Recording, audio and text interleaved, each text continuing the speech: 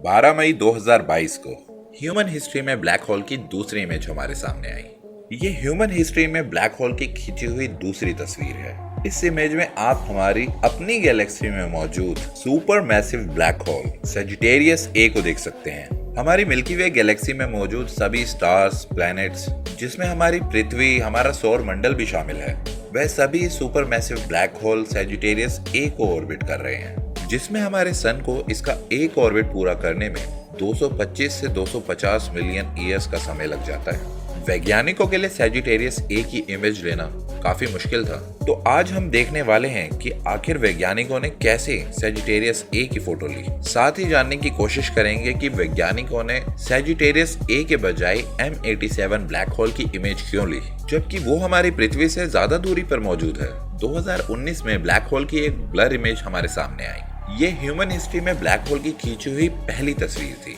Image में मौजूद black hole का नाम M87 ब्लैक होल है, जो हमारी पृथ्वी से करीब 54 मिलियन लाइट ईयर्स दूर मैसियर 87 गैलेक्सी के सेंटर में मौजूद है। पर इस इमेज पर कई सवाल उठाए गए। इसमें सबसे बड़ा सवाल तो यही था कि जब हमारी अपनी मिल्की वे गैलेक्सी के सेंटर में भी एक super massive black whole Sagittarius A मौजूद है, जो हमारी पृथ्वी से करीब 26,000 लाइट ईयर्स दूर है, तो हमने हमारी पृथ्वी से करीब 53 मिलियन लाइट ईयर्स दूर मौजूद M87 ब्लैक होल की इमेज क्यों ली? उस समय वैज्ञानिकों द्वारा इसके कई कारण दिए गए।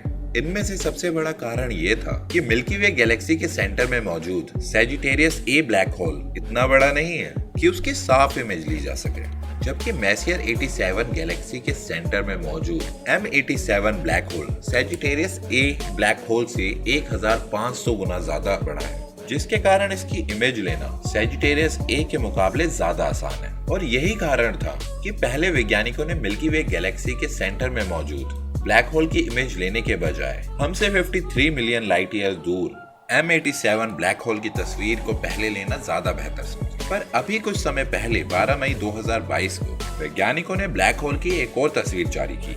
ये हमारे अपने मिल्की वे गैलेक्सी के सेंटर में मौजूद सैजिटेरियस ए ब्लैक होल की तस्वीर है, जो शायद दिखने में इतनी अट्रैक्टिव ना हो, पर वैज्ञानिकों के लिए यह एक खुशी का पल है, क्योंकि हम पहली बार अपनी गैलेक्सी के सेंटर में मौजूद सुपर मैसिव ब्लैक होल को देख पा रहे हैं, जिसकी कल्पना कभी एल्बर्ट आइंस्टाइन और स्टीफन हॉकिंस जैसे वैज्ञानिकों ने की थी, जिसमें शुरुआत में तो किसी वैज्ञानिक ने यकीन नहीं किया। पर अब जब हम इनकी तस्वीर ले पा रहे हैं, तो यह प्रूफ हो चुका है कि एल्बर्ट आइंस्टाइन और स्टीफन हॉकिंस द्वारा ब्लैक होल के बारे में बताई गई सभी बातें लगभग सच हैं। चलिए जानते हैं कि आखिर वैज्ञानिकों ने सैजिटेरियस ए ब्लैक होल की तस्वीर को कैसे लिया। पहले तो हमें समझना होगा कि हम ब्लैक होल की इमेज को तो लेते ही नहीं है। अब आप सोचेंगे कि मैं कैसी बातें कर रहा हूँ, पर वीडियो में बने रहें, और अगर थोड़ी सी भी इंफॉर्मेटिव वीडियो लगती है तो लाइक, शेयर और सब्सक्राइब जरूर करें। तो हम इसलिए ब्लैक होल की इमेज को नहीं ले सकते क्योंकि ब्लैक होल को तो देखा ही नहीं जा सकता, जिसका कारण ये है कि ब्लैक होल अपने अंदर से कोई भी लाइट को बाहर नहीं आने देता।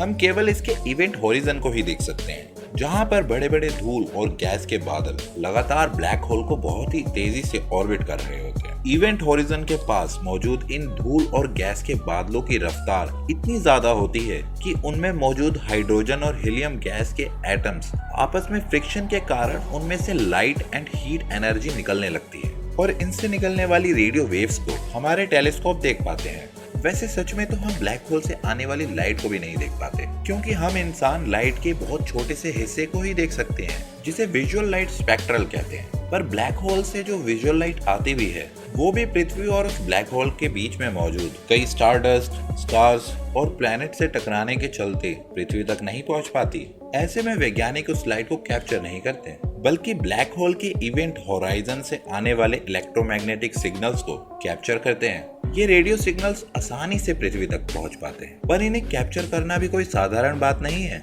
किसी ब्लैक होल की रियल इमेज लेने के लिए हमें एक पृथ्वी के आकार के टेलीस्कोप की आवश्यकता थी। जैसा कि हम जानते हैं कि हम इंसान अभी तक इतने एडवांस नहीं हुए हैं कि हम पृथ्वी के आकार जितना बड़ा कोई टेलीस्कोप बना सकें। इसलिए वैज्ञानिकों ने एक तरकीब लगाई और पृथ्वी पर अलग अलग जगह मौजूद इन 6 बड़ी रेडियो टेलीस्कोप्स का एक नेटवर्क बनाया, और इस टेलीस्कोप को इवेंट होरिजन टेलीस्कोप का नाम दिया गया। इसी टेलीस्कोप की मदद से हमने 2019 में ह्यूमन हिस्ट्री की पहली M87 ब्लैक होल की तस्वीर ली थी, और अब 2022 में ली गई सैजिटेरियस ए की इमेज भी इवेंट होराइजन टेलीस्कोप के द्वारा ही ली गई है। वैज्ञानिकों के लिए सैजिटेरियस ए की तस्वीर लेना काफी चुनौतीपूर्ण रहा, क्योंकि सैजिटेरियस ए के चारों ओर काफी तेजी से स्टार्स एंड ऑब्जेक्ट्स की मूवमेंट देखी जाती है, जिसके कारण इसके पृथ्वी तक आने वाले रेडियो सिग्नल्स में काफी ज्यादा वेरिएशन पैदा होती है। यही कारण है कि इतनी एडवांस रेडियो टेलीस्कोप और सुपर कंप्यूटर के प्रयोग के बावजूद हम सैजिटेरियस ए ब्लैक होल की ब्लर तस्वीर ही ले पाए हैं। सैजिटेरियस ए ब्लैक होल की इस इमेज के डेटा को प्रोसेस करने में हमें 5 साल लगे हैं। आपको जानकर हैरानी होगी कि वैज्ञानिकों द्वारा Sagittarius A black hole image के लिए इवेंट होरिजन टेलीस्कोप ने रेडियो सिग्नल्स का डेटा 2017 में ही ले लिया था, यानी हमारे पास 2017 से ही इस इमेज का सारा डेटा मौजूद था। पर ये डेटा इतना ज्यादा कॉम्प्लेक्स था कि इसे प्रोसेस कर पाना किसी नॉर्मल कंप्यूटर के लिए लगभग इम्पॉसिबल था। इसलिए इस डेटा को कई सारे सुपर कंप्यूटर्स द्वारा प्रोसेस किया गया और तब भी हमें 5 साल का समय लगा। तो दोस्तों, अगर आपको यह हमारी वीडियो इंफॉर्मेटिव लगी और आपको हमारी वीडियो से कुछ भी सीखने को मिला तो प्लीज लाइक करें, शेयर करें, सब्सक्राइब करें और अपने दोस्तों को भी बताएं।